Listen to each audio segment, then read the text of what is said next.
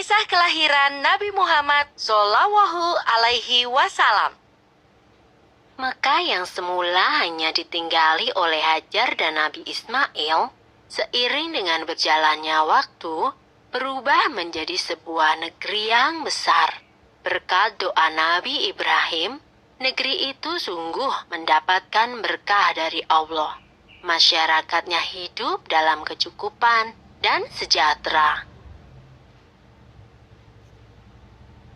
Beribu-ribu tahun kemudian, Mekah berubah menjadi negeri yang sangat kejam.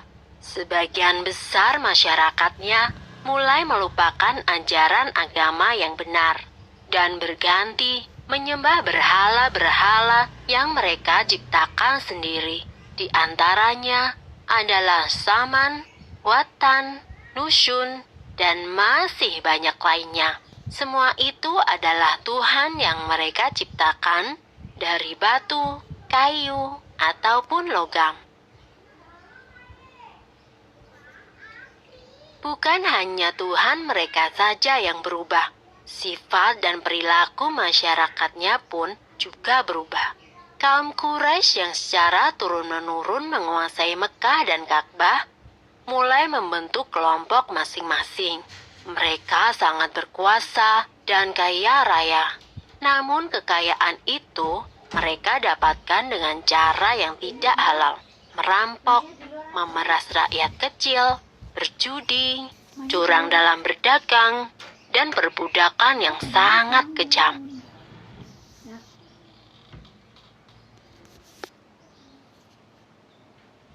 Kaum Quraisy menganggap harta adalah segalanya. Bagi yang memiliki harta paling banyak, dialah yang akan menjadi pemimpin.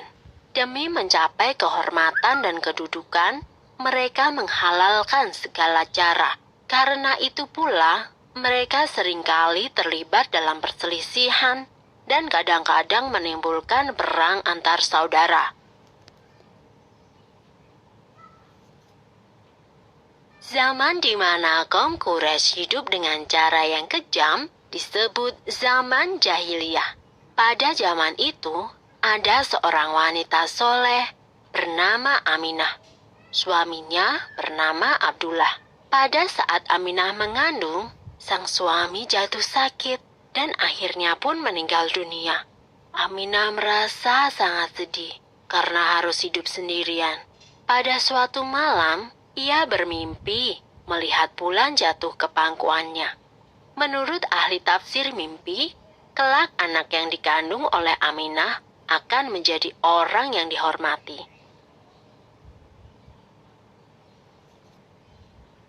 Mekah dan Ka'bah semakin ramai dan berkembang. Orang dari segala penjuru selalu berkunjung ke Mekah untuk beribadah dan juga berdagang. Kemajuan Mekah membuat Abraha, seorang gubernur di Yaman, merasa kesal. Ia telah membuat rumah ibadah yang jauh lebih besar dan lebih megah daripada Ka'bah. Namun, tidak ada satupun orang yang mau beribadah ke Yaman. Abraha lalu memerintahkan agar semua pasukannya bersiap-siap. Mereka akan menyerang Mekah dan menghancurkan Ka'bah. Abraha dan pasukan bergajahnya menyerbu Mekah dengan penuh kesombongan. Ketika ia akan menghancurkan Ka'bah, tiba-tiba datang ribuan burung ababil. Burung-burung itu membawa batu-batu berapi dari neraka. Kemudian, batu-batu itu dilemparkan ke arah pasukan gajah Abraha. Dalam sekejap mata, pasukan Abraha berhasil dikalahkan dan Ka'bah pun dapat diselamatkan. Tahun itu kemudian disebut dengan Tahun Gajah. Pada Tahun Gajah itu pula, Aminah melahirkan putranya. Ia memberikan nama Muhammad, sebuah nama yang tidak lazim untuk anak-anak kaum Quraisy. Ialah Nabi Muhammad, Nabi terakhir yang diutus oleh Allah.